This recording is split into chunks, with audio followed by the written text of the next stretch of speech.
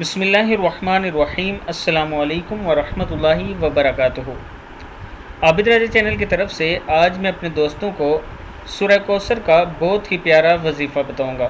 اس سے پہلے میں اپنے تمام دوستوں سے گزارش کروں گا کہ اگر آپ نے ابھی تک میرے چینل عابد راجہ کو سبسکرائب نہیں کیا تو ضرور کر لیں۔ تو سٹارٹ کرتے ہیں۔ بسم اللہ الرحمن الرحیم۔ یہ وظیفہ رزق کے لیے ہے۔ اگر آپ چاہتے ہیں کہ کثرت رزق ہو تو پھر سورہ کوثر 11 بار 40 یا 100 بار آپ اول آخر 11 مرتبہ درود شریف کے ساتھ اور 11 مرتبہ استغفار کے ساتھ پڑھیں۔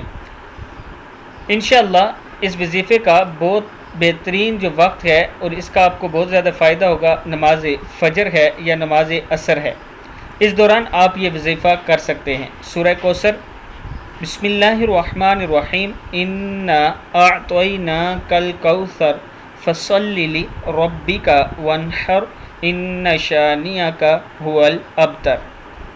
11 مرتبہ، 40 مرتبہ یا 100 مرتبہ صبح فجر کے ٹائم یا عصر کے بعد آپ اس کو پڑھیں۔ انشاءاللہ آپ کے رزق میں برکت ہوگی، اور اس ویڈیو کو آپ نے آگے ضرور شیئر کرنا ہے۔